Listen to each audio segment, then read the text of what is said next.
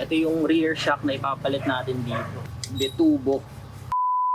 Ito na si Honda Navi after nung lahat ng mga accessories and upgrade na pinaggagawa natin sa kanya. Sarap na niya ipang adventure. Nagpalit na rin tayo ng rear suspension dito. Kamukha lang rin niya yung stock kasi pula rin and wala rin siyang canister. Ayaw natin nung may canister kasi gusto natin magamit ng walang problema yung stock na tapalodo niya dito sa likod. Adjustable preload and then meron siyang rebound adjustment na pipihitin mo lang ng ganito. Kaya maganda. So ikakabit natin siya dito na mukhang papasok naman. Pero kailangan natin tanggalin muna tong kanyang fender. So 3 screw lang yan. Isa dito, saka isang nandito.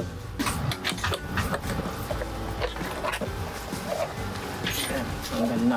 Yung baba ay 12 and then yung taas ay 14.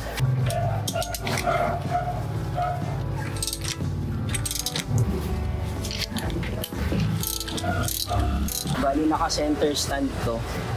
So alalayan nyo na lang yung gulong niya o kaya itong mismong patalya.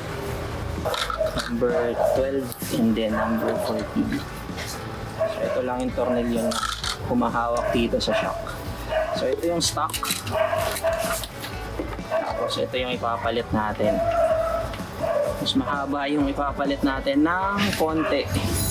So 330mm itong ipapalit natin. Nakaba siya ng konting-konti lang naman. Siguro 5mm para dito sa distance ng mismo nasa baba.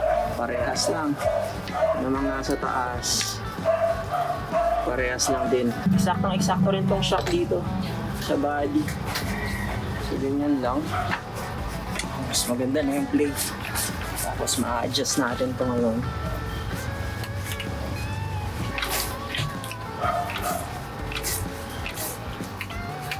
Pinakamabagal. Sagad.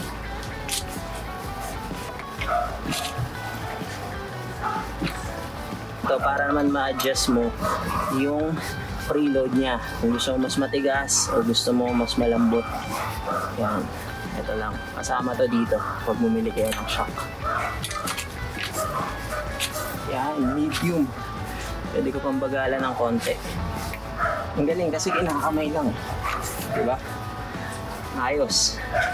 Itong brand na to ng shock is from Italy kung hindi ako nagkakamali, and sobrang tagal na nila sa industriya ng paggawaan ng mga suspension sa mga racing cars and motorcycle. So ang brand niya is Bitubo or Bitubo.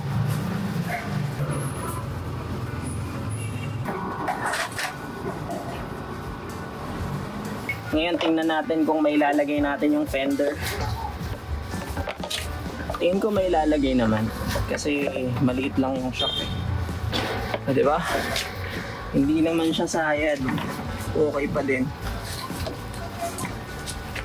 Tingnan nyo. Diba? Maluwag pa. So ito yung kagandahan kapag walang canister yung binili nyo. Hindi siya sayad.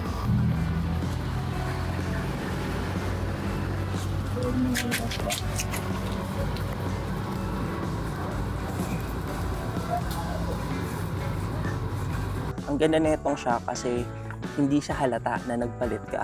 Parang yung original pa rin na stock niya. Ang kagandahan kasi talaga dito sa suspension na to is madali lang i-adjust yung preload at saka yung rebound niya. Kakamayin mo lang.